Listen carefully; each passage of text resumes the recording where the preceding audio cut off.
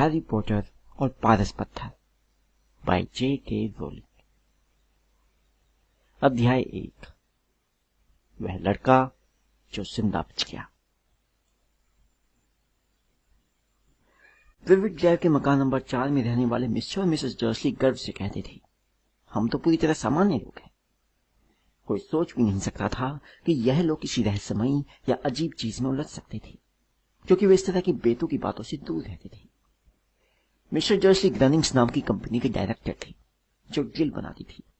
Mister Dursley मोटे तगड़े थे और उनकी गर्दन तो जैसे थी ही नहीं, हालांकि उनकी मूंछें बहुत बड़ी थी। मिसेस डर्सली सुनहरे बालों वाली दुबली महिला थी और उनकी गर्दन सामान्य से लगभग दुगनी लंबी थी। यह लंबी गर्दन उनके बहुत काम आती थी, क्योंकि वे बगीचे के मुंडेर के पार ताक झाक करने में और पड़ोसियों की जासूसी करने में अपना बहुत सा समय बिताती थी। उनका एक छोटा सा बेटा भी था, जिसका नाम था डडली, और मिस्टर और मिसेस डर्सली का मानना था कि दुनिया में उससे अच्छा बच्चा हो ही नहीं सकता। उनके पास वह सब कुछ था जो वे चाहते थे, पर उनकी जिंदगी में एक रहस्य भी था, और उन्हें सबसे ज्यादा डर इसी बात से लगता था कि कहीं वह रहस्य किसी को पता न चल जाए। वे यह सोच भी नहीं सकते थे कि अगर किसी को पोटर परिवार के बारे में पता चल गया तो उनका क्या होगा। मिसेस पोटर मिसेस डर्सली की बहन थी, परंतु वे कई सालों से एक दूसरे से नहीं मिली थी। सच तो यह था कि मिसेस डर्सली सबको यही बताती थी कि उनकी कोई बहन ही नहीं थी, क्योंकि उनकी बहन और उसका निकम्मा पति उन लोगों से उतना ही अलग थे जितना अलग होना संभव था। यह सोचकर ही डर्सली पति पत्नी के होश उड़ जाते थे कि अगर पोटर पति पत्नी उनकी गली में आ गए तो उनके पड़ोसी क्या कहेंगे। वे जानते थे कि उनका एक छोटा सा बेटा भी था, पर उन्होंने उसे कभी नहीं देखा था। यह बच्चा भी एक बड़ा कारण था जिस वजह से वे पोटर पति पत्नी से दूर रहते थे। वे नहीं चाहते थे कि डडली इस तरह के बच्चे से मिले जुले। जब मिस्टर और मिसेस डर्सली उस बोझिल मंगलवार को सोकर उठे जहां से हमारी कहानी शुरू होती है, तो बादलों से भरे आसमान को देखकर कोई भी यह नहीं सोच सकता था कि पूरे देश में अजीबोगरीब और रहस्यमय घटनाएं जल्दी ही होने वाली है। मिस्टर डर्सली ने ऑफिस जाने के लिए गुनगुनाते हुए अपनी सबसे बोरिंग लाइन निकाली, और मिसेस डर्सली चहकते हुए इधर उधर की बातें करती रही। इसके साथ ही वे हल्ला मचा रहे डडली को ऊंची कुर्सी पर बिठाने के लिए उसके साथ कुश्ती भी लड़ती जा रही थी। उनमें से किसी को भी यह नहीं दिखा कि एक बड़ा सा भूरा उल्लू उनकी खिड़की के पास से पंख फड़फड़ाते हुए गुजर गया। 8:30 बजे मिस्टर डर्सली ने अपना ब्रीफकेस उठाया, पत्नी का गाल थपथपाया और डडली को चूमने की कोशिश की, परंतु वे ऐसा नहीं कर पाए क्योंकि डडली उस समय झुंझुला रहा था और अपना नाश्ता दीवार पर फेंक रहा था।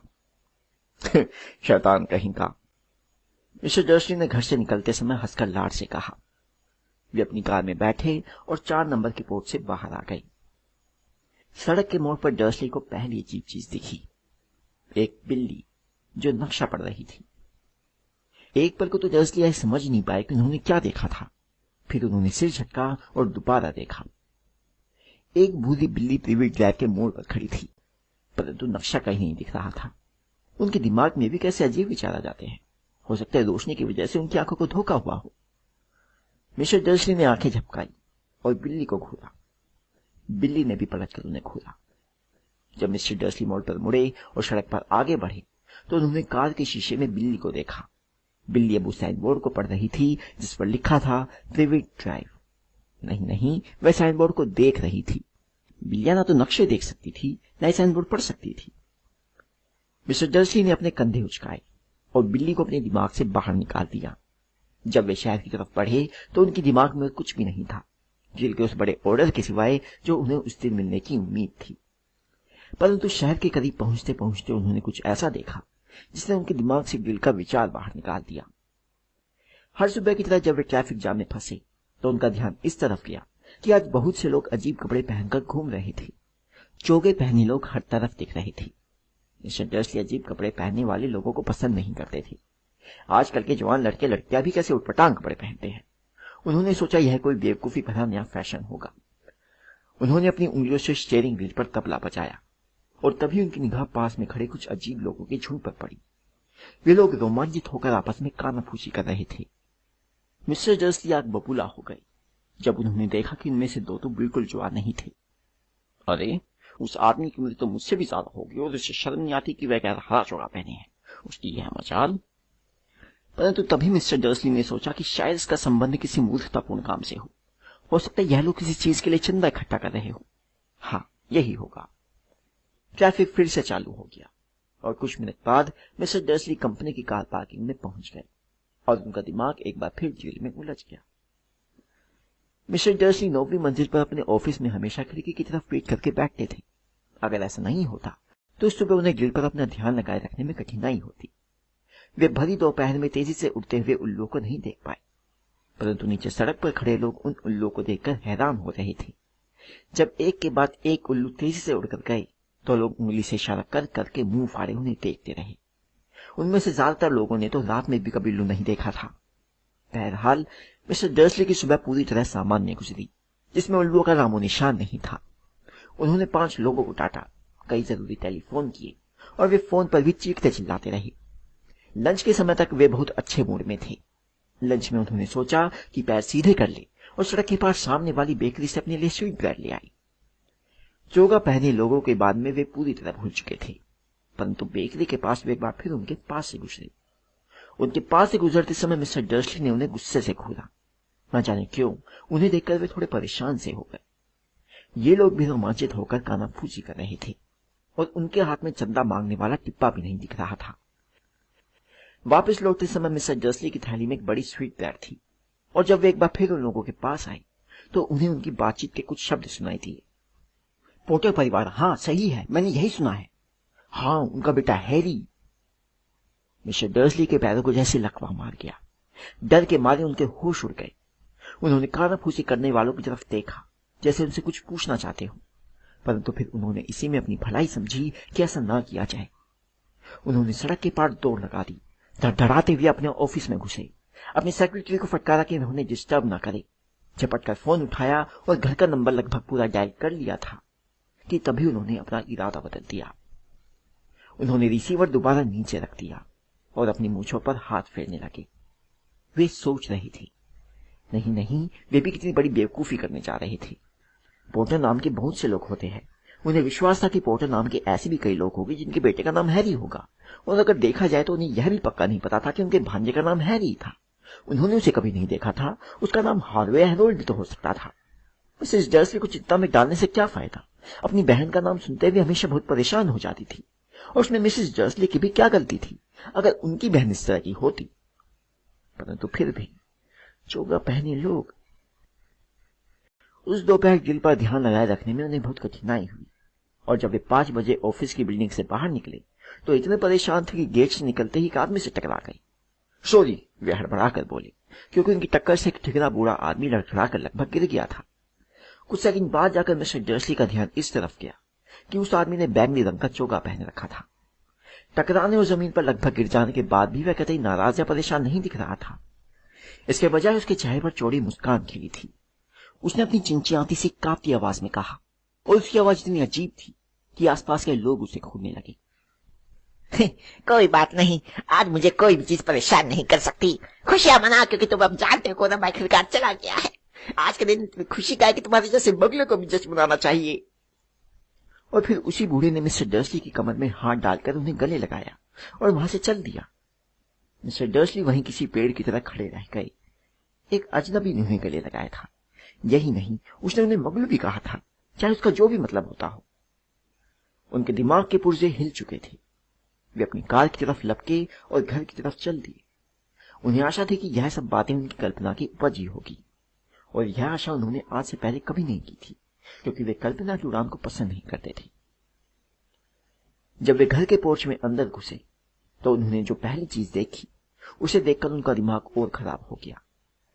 जिस भूरी बिल्ली को उन्होंने सुबह देखा था वह अब उनके बगीचे के मुंडेर पर बैठी हुई थी। उन्हें पूरा विश्वास था कि यह वही बिल्ली थी, क्योंकि इसकी आंखों के चारों तरफ भी उसी तरह के निशान थे। शू!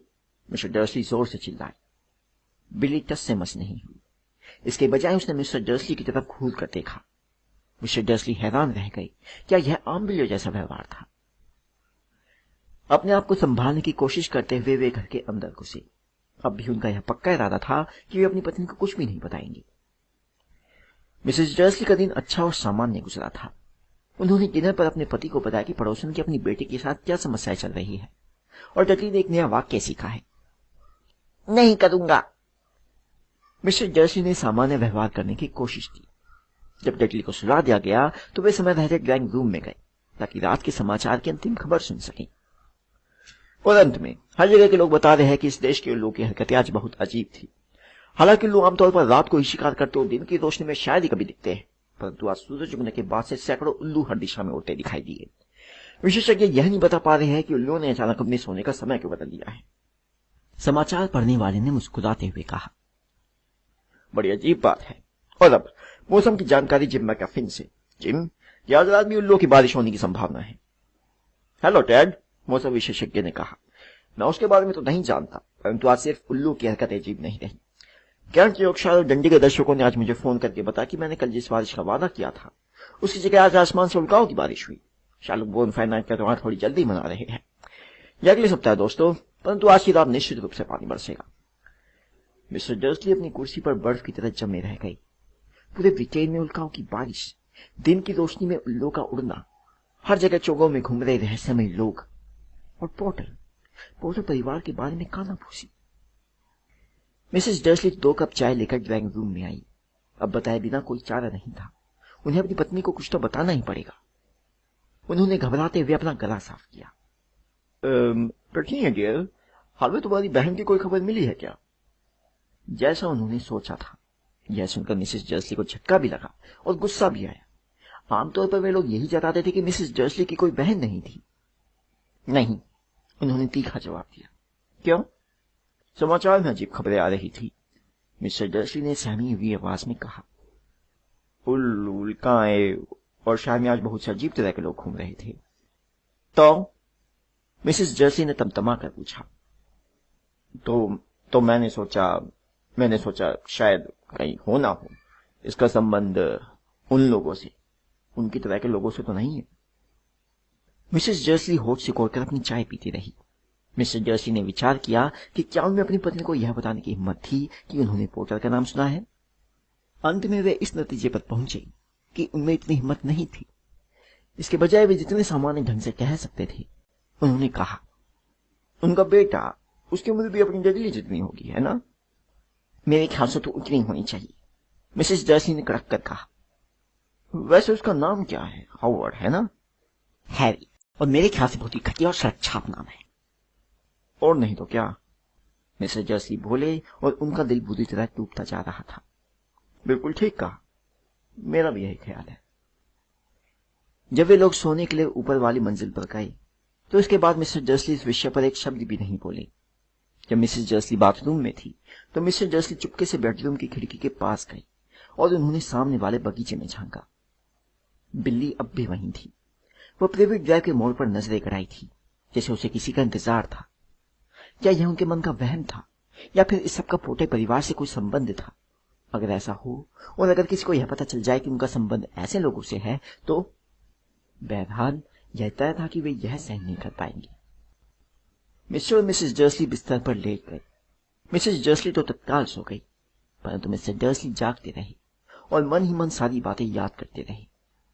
सोने से पहले उनके मन में तसल्ली देने वाला आखिरी विचार यही था कि अगर पोटे परिवार का इन अजीब घटनाओं से कोई संबंध हो भी तो भी डरने की कोई बात नहीं थी, क्योंकि वे उनके और मिसेस डर्सली के पास भला क्यों आएंगे? पोटे पति पत्नी बहुत अच्छी तरह से जानते थे कि उनके और उन जैसे लोगों के बारे में पैचूनिया आर्डर किस तरह के विचार रखते थे। मिस्टर डर्सली को समझ में नहीं आ रहा था कि वे और पैचूनिया किसी ऐसी चीज में किस तरह उलझ सकते थे जो इस समय हो रही होगी। उन्होंने उबासी ली और करवट बदली। इसका उन पर कोई असर नहीं हो सकता था। उनका अंदाजा कितना गलत था। मिस्टर डर्सली भले ही कच्ची नींद में सो गए थे, पर बाहर मुंडे पर बैठी बिल्ली की आंखों में नींद का नामो निशान नहीं था। वो अब भी किसी मूर्ति की तरह स्थिर बैठी थी और पलक झपकाए बिना प्रिविक ड्राइव के दूर वाले मोड़ पर नजरें गड़ाई थी। जब बगल वाली सड़क पर एक कार का दरवाजा भड़ाक से बंद हुआ तो भी वो नहीं हिली, न ही तब जब 2 उल्लू उसके सिर के ऊपर से उड़ते हुए गए। दरअसल लगभग आधी रात के करीब ही बिल्ली अपनी जगह से हिली।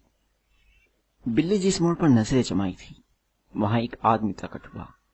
वह इतना अचानक और चुपचाप आया था कि देखने वाले को लग सकता था जैसे वह जमीन के भीतर से निकला हो। बिल्ली की पूंछ फड़की और उसकी आंखें सिकुड़ गई। इस तरह का आदमी प्रिविक ड्राइव में पहले कभी नहीं दिखा था। वह लंबा, दुबला और बहुत बूढ़ा था। उसकी उम्र उसके बालों दाढ़ी की सफेदी से पता चलती थी, जो दोनों ही इतने लंबे थे कि वह उन्हें अपनी बेल्ट के नीचे खोज सकता था। वह लंबा दुशाला ओढ़ी था। उसका जामुनी चोगा जमीन पर खिसक रहा था और उसने ऊंची एड़ी के बकल वाले जूते पहन रखे थे। आधे चांद के आकार वाले चश्मे के पीछे से दिखती उसकी नीली आंखें साफ और चमकदार थी। उसकी नाक बहुत लंबी और मुड़ी हुई थी, जैसे उसे कम से कम 2 बार तोड़ा गया हो। इस आदमी का नाम था एल्बस डंबलडोर। एल्बस डंबलडोर को शायद इस बात का एहसास नहीं था कि वे अभी अभी एक ऐसी सड़क पर आ गए थे जहां उनके नाम से लेकर उनके जूते तक किसी भी चीज को पसंद नहीं किया जाता। वे अपने चोगे में हाथ डालकर टटोल रहे थे, जैसे कुछ ढूंढ रहे हो, परंतु उन्हें इस बात का एहसास हो गया कि कोई उन्हें देख रहा था, क्योंकि उन्होंने अचानक बिल्ली की तरफ देखा, जो सड़क के दूसरे छोर से अब भी उन्हें घूर रही थी। न जाने क्यों बिल्ली को देखकर उन्हें खुशी हुई। वे हंसे और धीरे से बोले, मुझे मालूम होना चाहिए था। वे जिस चीज की तलाश कर रहे थे वो उन्हें अंदर वाली जेब में मिल गई। यह चांदी के सिगरेट लाइटर की तरह दिख रहा था। उन्होंने उसे खोला और हवा में लहराते हुए क्लिक किया। सबसे पास वाला सड़क का लैंप तड़ से बंद हो गया। उन्होंने एक बार फिर क्लिक किया। अगला लैंप भी बुझ गया। उन्होंने अपने बत्ती बुझाने वाले यंत्र को 12 बार क्लिक किया और कुछ समय बाद पूरी सड़क पर सिर्फ 2 छोटी रोशनियां ही बची थी। दूर बैठी बिल्ली की आंखें जो उन्हें देख रही थी। अगर कोई इस वक्त अपनी खिड़की से बाहर झांकता, चाहे चमकदार आंखों वाली मिसेस डर्सली क्यों न होती, तो भी वो यह नहीं देख सकता था कि नीचे फुटपाथ पर क्या हो रहा था। डंबलडोर ने बत्ती बुझाने वाले यंत्र को वापस अपने चोगे में रख लिया और सड़क पर मकान नंबर 4 की तरफ बढ़ी, जहां वे बिल्ली के बगल में मुंडेर पर बैठ गए। उन्होंने बिल्ली की तरफ नहीं देखा, परंतु एक पल बाद उन्होंने बिल्ली से कहा, प्रोफेसर मैकगोनिगल, आप यहां क्या कर रही है? वे बिल्ली की तरफ देखकर मुस्कुराए, परंतु भूरी बिल्ली गायब हो चुकी थी। बिल्ली के बजाय वे गंभीर सी दिखने वाली महिला की तरफ देखकर मुस्कुरा रही थी, जो उसी तरह का चौकोर चश्मा पहनी थी जिस तरह के निशान बिल्ली की आंखों की चारों तरफ थी। वह भी एक चोगा पहनी थी जो गहरे हरे रंग का था। उसके बाल जोड़े में कसकर बंधे थे। साफ नजर आ रहा था कि वह परेशान थी।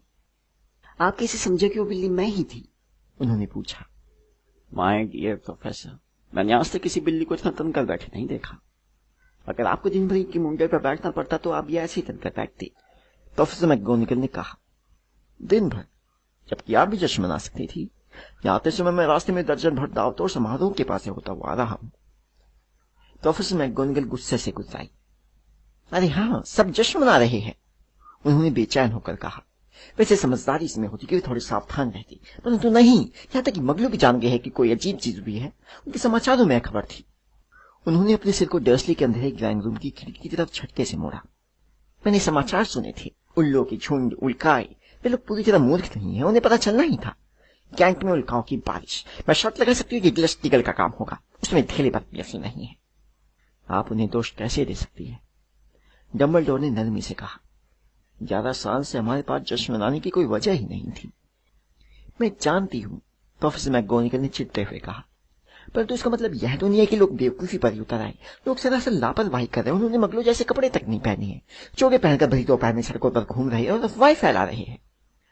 फिर उन्होंने डंबलडोर पर तीखी तिरछी निगाह डाली, मानो उम्मीद कर रही हो कि वे कुछ कहेंगे, परंतु चूंकि उन्होंने ऐसा नहीं किया, इसलिए वे आगे बोलती रही। कितना बढ़िया रहेगा अगर जिस दिन तुम चांद को आखिरकार गायब हो गया है, उसी दिन मगलों को हमारे बारे में पता चल जाए। मुझे लगता है वह सचमुच चला गया है ना डंबलडोर? लगता तो ऐसा ही है, डंबलडोर ने कहा। हमें बहुत सी चीजों के लिए ऊपर वाले का एहसान मानना चाहिए। क्या आप शरबत लेमन लेगी? क्या? शरबत लेमन एक तरह की मगलू मिठाई जो मुझे बहुत पसंद है।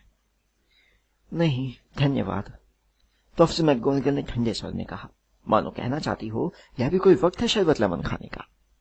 जैसा मैंने कहा, अगर तुम जानते कौन चला भी गया हो, माय डियर प्रोफेसर, कम से कम आप जैसे समझदार महिला को तो उसका नाम लेना चाहिए। या तुम जानते कौन की बकवास छोड़िए। पिछले 11 सालों से मैं लोगों को यह समझाने की कोशिश कर रहा हूं कि उसे उसके असली नाम से बुलाए, वोल्डेमॉर्ट।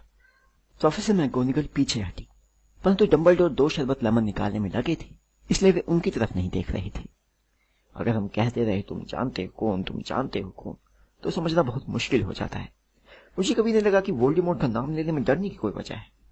मैं जानती हूं कि आप नहीं डरते, प्रोफेसर मैकगोनिगल ने कहा, उनके स्वर में आधी तारीफ और आधी उलझन साफ सुनाई दे रही थी। आपकी बात अलग है, सब जानते कि आप ही अकेले आदमी जिससे तुम जानते हो। अरे अच्छा, वोल्डेमॉर्ट करता था। आप मेरी जरूरत से ज्यादा ही तारीफ कर रही हैं, डंबलडोर ने शांति से कहा। वोल्डेमॉर्ट में ऐसी शक्तियां हैं जो मुझे में कभी नहीं हो सकती, सिर्फ इसलिए क्योंकि आप इतने महान है कि आप उनका इस्तेमाल नहीं करना चाहते। मेरी किस्मत अच्छी है कि आज अंधेरा है। मैं तब से इतना कभी नहीं शर्माया जब मैडम पोम्फ्री ने मेरे नए मफलर की तारीफ की थी। प्रोफेसर मैगोनिगल ने डंबलडोर को घूर कर देखा और कहा, उल्लू की तो छोड़िए, उससे भी तेज रफ्तार से अफवाहें चारों ओर रही हैं। आप जानते लोग क्या कह रहे हैं कि वह क्यों गायब हो गया, कि आखिर किस चीज ने उसे रोक दिया। ऐसा लग रहा था जैसे प्रोफेसर मैगोनिगल उस मुद्दे पर पहुंच गई थी जिस पर चर्चा करने के लिए भी सबसे ज्यादा बेचैन थी। वह असली कारण जिसकी वजह से वह ठंडी सख्त मुंडेर पर दिन भर बैठकर इंतजार कर रही थी, क्योंकि ना तो बिल्ली के रूप में ना ही महिला के रूप में उन्होंने डंबलडोर पर पहले इतनी पैनी निगाह डाली थी जितनी कि वे इस समय डाल रही थी। यह बात साफ थी कि चाहे लोग कुछ भी कह रहे हो, वे उनकी बात पर तब तक यकीन नहीं करने वाली जब तक कि डंबलडोर खुद न कह दे कि यह सच था। परंतु डंबलडोर इस समय एक और शरबत लेमन छांट रहे थे और उन्होंने कोई जवाब नहीं दिया। प्रोफेसर मैगोनिगल ने जोर देकर आगे कहा, लोग कह रहे हैं कि वोल्डेमॉर्ट कल रात को गोल्डविक हॉल में पोर्टर परिवार की तलाश में गया था। अफवाह यह है कि लिली और जेम्स पोर्टर कि वे लोग मर चुके हैं। डंबलडोर ने सिर झुकाया। प्रोफेसर मैगोनिगल के मुंह से आह निकल गई। लिली और जेम्स, मुझे विश्वास नहीं हो रहा है। इस पर विश्वास नहीं करना चाहती थी। ओह एल्बस। डंबलडोर आगे बढ़े और उन्होंने प्रोफेसर मैगोनिगल का कंधा थपथपाया। मैं जानता हूं, उन्होंने भारी आवाज में कहा। आगे बोलते समय प्रोफेसर मैगोनिगल की आवाज थरथरा रही थी। यही नहीं, लोग तो यह भी कह रहे कि उनके बेटे हैरी पॉटर को भी मारने की कोशिश की, परंतु वह उसे नहीं मार पाया। वह उस छोटे से बच्चे को नहीं मार पाया। कोई नहीं जानता कि क्यों या कैसे, परंतु लोग कह रहे हैं कि जब वोल्डेमॉर्ट हैरी पॉटर को नहीं मार पाया तो उसकी शक्ति नष्ट हो गई और इसलिए वह गायब हो गया है। डंबलडोर ने उदास होकर सिर हिलाया। यह सच है? प्रोफेसर मैगोनिगल ने हकलाते हुए कहा। जब उसने इतना कुछ किया था, जब उसने इतने सारे लोगों को मार डाला था, इसके बाद भी एक छोटे से बच्चे को नहीं मार पाया। बड़ी हैरानी की बात है, उसे रोकने वाला कौन था? तो भगवान के लिए मुझे यह बताए कि हैरी कैसे बच गया। हम सिर्फ अंदाजा ही लगा सकते हैं, डंबलडोर ने कहा। शायद हम इसका कारण कभी नहीं जान पाएंगे। प्रोफेसर मैगोनिगल ने जाली वाला रुमाल निकाला और चश्मे के नीचे अपनी आंखें पोंछी। डंबलडोर ने गहरी सांस खींचते हुए अपनी जेब से एक सुनहरी घड़ी निकाली और उसे ध्यान से देखा। यह घड़ी बहुत विचित्र थी क्योंकि इसमें 12 कांटे थे, पर अंक एक भी नहीं था। इसके बजाय इसके किनारे पर छोटे ग्रह घूम रहे थे। बहरहाल इससे डंबलडोर को कुछ समझ में आया होगा, क्योंकि उन्होंने इसे वापस अपनी जेब में रख लिया और कहा, हैग्रिड को देर हो गई। ऐसे मुझे लगता है कि उसी ने आपको बताया होगा कि मैं यहाँ आने वाला हूँ। हाँ, प्रोफेसर मैगोनिगल ने कहा, और मुझे लगता कि आप मुझे यह बताएगी कि आप कहीं और जाने के बजाय यहाँ क्यों आए हैं। मैं हैरी को उसके अंकल और आंटी के पास छोड़ने आया हूँ। उसके परिवार के नाम पर सिर्फ यही लोग बचे हैं। आप यह तो नहीं कहना चाहते आपका इशारा उन लोगों की तरफ तो नहीं है जो यहाँ रहते हैं? प्रोफेसर मैगोनिगल ने चीखते हुए मकान नंबर 4 की तरफ इशारा किया और वे मुंडेर से नीचे कूद गए। डंबलडोर, आप ऐसा नहीं कर सकते। मैंने दिन भर इन लोगों को देखा है। दुनिया में आपको ऐसे 2 लोग कहीं नहीं मिल सकते जो हमसे इतने अलग हो। और उनका एक बेटा भी है। मैंने देखा कि वह अपनी माँ को पूरे सड़क पर लात मारता जा रहा था और मिठाई खाने की जिद कर रहा था। हैरी पॉटर यहाँ कर रहेगा? यह उसके लिए सबसे अच्छी जगह है, डंबलडोर ने थोड़ी कड़क आवाज में कहा। जब वह थोड़ा बड़ा हो जाएगा तो उसका अंकल आंटी उसे सब कुछ समझा देंगे। मैंने उनके लिए एक चिट्ठी लिख दी है। चिट्ठी? प्रोफेसर मैगोनिगल ने मरी हुई आवाज में दोहराया और वे एक बार फिर मुंडेर पर बैठ गई। डंबलडोर, क्या आपको सचमुच लगता है कि आप चिट्ठी में सारी बातें समझा सकते हैं? ये लोग उसे कभी नहीं समझ पाएंगे। वह मशहूर होगा, चारों तरफ उसका नाम होगा। मुझे हैरानी नहीं होगी अगर भविष्य में आज के दिन हैरी पॉटर दिवस के रूप में मनाया जाए। हैरी के बारे में किताबें लिखी जाएगी। हमारी दुनिया के हर बच्चे की जुबान पर उसका नाम होगा। बिल्कुल ठीक कहा। डंबलडोर अपने आधे चांद के आकार के चश्मे के ऊपर से गंभीरता से देखते हुए बोले, ये किसी भी बच्चे का दिमाग खराब करने के लिए काफी है। वह मशहूर हो जाएगा इससे पहले कि वह बोलना और चलना सीखे। उसे तो वह घटना भी याद नहीं होगी जिसके लिए वह मशहूर है। क्या आपको नहीं लगता कि अगर वह सबसे दूर रहकर बड़ा हो तो ज्यादा अच्छा होगा, जब तक कि वैसे झेलने के लिए तैयार ना हो जाए? प्रोफेसर मैकगोनागल ने अपना मुंह खोला, फिर अपना इरादा बदलकर अपने विचार को निकला और आगे कहा, हाँ हाँ, आप ठीक कह रहे हैं, परंतु डंबलडोर, वह बच्चा यहाँ आएगा कैसे? उन्होंने अचानक डंबलडोर के चोगे को खोला, जैसे उन्हें लग रहा हो कि हैरी इसी के नीचे छुपा था। हैग्रिड उसे ला रहा है। क्या आपको यह ठीक लगता है कि आप हैग्रिड पर इतने महत्वपूर्ण काम के लिए भरोसा कर रहे हैं? मुझे हैग्रिड पर अपनी जान से ज्यादा भरोसा है, डंबलडोर ने कहा। मैं यह नहीं कहती कि वह दिल का बुरा है, प्रोफेसर मैकगोनागल ने मन मारकर कहा, परंतु आपको यह तो मानना ही पड़ेगा कि वह थोड़ा लापरवाह है। उसकी यह आदत है। यह कैसी आवाज है? एक हल्की गड़गड़ की आवाज ने उनके चारों तरफ फैली खामोशी तोड़ी। आवाज धीरे धीरे तेज होती गई। उन्होंने सड़क पर ऊपर और नीचे की तरफ हेडलाइट की रोशनी की तलाश की, और जब आवाज बहुत तेज हो गई तो उन्होंने ऊपर आसमान की तरफ देखा। एक बड़ी मोटरसाइकिल हवा में से निकलकर नीचे उतरी और उनके सामने सड़क पर आकर खड़ी हो गई। मोटरसाइकिल बहुत बड़ी थी, परंतु यह उस आदमी के मुकाबले में कुछ नहीं थी जो उस पर बैठा हुआ था। वह आम आदमी की तुलना में दुगना लंबा था और कम से कम 5 गुना चौड़ा था। वह एकदम जंगली लग रहा था, क्योंकि काले बालों और दाढ़ी की लंबी लतों ने उसके ज्यादातर चेहरे को छुपा रखा था। उसके हाथ कूड़ेदान के ढक्कन जितने बड़े थे और चमड़े के जूतों में उसके पैर बेबी डॉल्फिन की तरह लग रहे थे। उसकी विशाल शक्तिशाली बाहों में कंबलों की एक पोटली थी। हैग्रिड, डंबलडोर ने राहत की सांस लेते हुए कहा, आखिर तुम आ ही गए, और तुम्हें मोटरसाइकिल कहां से मिली? उधार ली प्रोफेसर डंबलडोर सर, हैग्रिड ने मोटरसाइकिल से सावधानी से उतरते हुए कहा। सीरियस ब्लैक ने हमें उधार दी है, हम उसे ले आए सर। कोई मुश्किल तो नहीं हुई? नहीं सर, घर तो लगभग पूरी तरह तबाह हो गया था, परंतु इससे पहले कि मगलू चारों तरफ जमा हो जाते, हम उसे सही सलामत बाहर निकाल लाए। जब हम बिस्तर के ऊपर से उड़ रहे थे तो उसकी नींद लग गई। डंबलडोर और प्रोफेसर मैकगोनागल आगे झुकी और उन्होंने कंबलों की पोटली के ऊपर से झांका। अंदर एक छोटा बच्चा था जो गहरी नींद में सो रहा था। उसके माथे पर काले घने बालों के गुच्छे के नीचे उन्हें एक अजीब से आकार का घाव दिख रहा था, जैसे वहां पर बिजली गिरी हो। क्या यहीं पर? प्रोफेसर मैकगोनागल ने फुसफुसाते हुए पूछा। हाँ, डंबलडोर ने कहा। उसके माथे पर यह निशान जिंदगी भर रहेगा। क्या आप इस बारे में कुछ नहीं कर सकते डंबलडोर? अगर मैं कर भी सकता तो भी नहीं करता। घाव के निशान कई बार बहुत काम आते हैं। मेरे खुद के बाइक घुटने के ऊपर एक निशान है जो लंदन के अंडरग्राउंड का बेहतरीन नक्शा है। उसे मुझे दे दो हैग्रिड, अच्छा रहेगा अगर हम इस काम को जल्दी से निपटा लें। डंबलडोर ने हैरी को अपनी बाहों में लिया और डर्सली के घर की तरफ मुड़े। क्या हम उसे गुड बाय कह सकते हैं सर? हैग्रिड ने पूछा। उसने अपना बड़ा जबरीले बालों वाला सिर हैरी पर झुकाया और अपने लटकते बालों को छुआते हुए उसे बहुत हल्के से चूम लिया।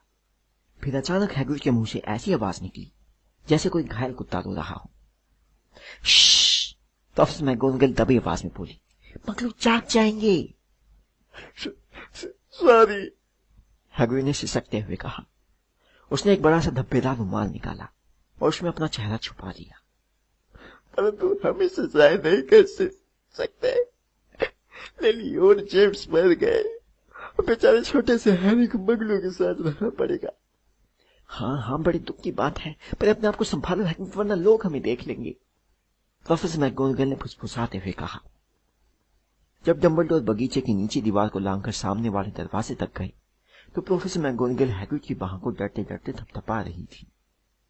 डंबलडोर ने हैरी को दरवाजे की सीढ़ियों पर धीरे से लिटा दिया, अपने चोगे से एक चिट्ठी निकाली, उसे हैरी के कंबलों के अंदर सावधानी से रखा और इसके बाद वे उन दोनों के पास लौट आए।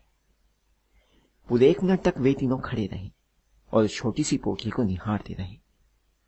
हैग्रिड के कंधे हिल रहे थे, प्रोफेसर मैकगोनागल की पलकें लगातार झपक रही थी और डंबलडोर की आंखों में जो चमक आमतौर पर नजर आती थी वह इस समय नहीं दिख रही थी। तो डंबलडोर ने अंत में कहा, अब हमारा काम खत्म हो चुका है, अब यहां रुकने की कोई जरूरत नहीं है। अच्छा होगा कि हम यहां से चल दे और जश्न में शामिल हो जाए। हाँ, हैग्रिड ने बहुत दबी आवाज में कहा। हम ये मोटरसाइकिल सीरियस ब्लैक को लौटा देते हैं। Good night professor McGonagall. Professor Dumbledore sir. अपने बहते हुए आंसुओं को अपनी जैकेट की आस्तीन से पोंछते हुए हैग्रिड मोटरसाइकिल पर सवार हुआ और किक मारकर उसके इंजन में जान डाल दी। फिर तेज गरज के साथ मोटरसाइकिल हवा में उठी और रात के अंधेरे में गुम हो गई। प्रोफेसर मैकगोनागल, मुझे आशा है आपसे जल्दी मुलाकात होगी, डंबलडोर ने सिर हिलाते हुए कहा। प्रोफेसर मैकगोनागल ने जवाब में अपनी नाक छिड़की। डंबलडोर मुड़े और सड़क पर चल दिए। मोड़ पर जाकर वे रुके और अपना चांदी का बत्ती बुझाने वाला यंत्र बाहर निकाला। उन्होंने उसे एक बार क्लिक किया तो रोशनी के 12 गोले सड़क के लैंपों की तरफ तेजी से लपके और प्रिविट ड्राइव अचानक नारंगी रोशनी में नहा गया। डंबलडोर देख सकते थे कि सड़क के दूसरे सिरे पर एक भूरी बिल्ली चली जा रही थी। उन्हें नंबर 4 की सीढ़ी पर रखे कंबलों की पोटली की झलक भर दिख रही थी। गुड लक हैरी, उन्होंने धीमे से कहा। फिर वे पलटे और चौके को एक झटका देते हुए गायब हो गए। हल्की हल्की हवा प्रिविट ड्राइव की साफ सुथरी झाड़ियों को हिला रही थी। काले आसमान के नीचे सब कुछ शांत और व्यवस्थित था। यह वह आखिरी जगह थी जहां आप आश्चर्यजनक घटनाएं होने की उम्मीद कर सकते थे। हैरी पॉटर ने सोते सोते अपने कंबलों के भीतर करवट बदली। उसके नन्हे से हाथ ने पास रखी चिट्ठी को पकड़ लिया और वह सोता रहा। वह नहीं जानता था कि वह खास था, यह भी नहीं कि वह मशहूर था, यह भी नहीं कि वह कुछ घंटे बाद मिसेस जर्सली की चीख सुनकर उठेगा जब वे दूध की बोतल बाहर रखने के लिए सामने वाला दरवाजा खोलेंगी। वह यह भी नहीं जानता था कि अगले कुछ सप्ताह उसका कजिन डडली उसे नोचेगा और तंग करेगा। और वह यह तो जान ही नहीं सकता था कि इस समय पूरे देश में छुप छुप कर मिल रहे लोग अपने गिलास उठाकर दबी आवाज में कह रहे थे, हैरी पॉटर के नाम, वह लड़का जो जिंदा बच गया।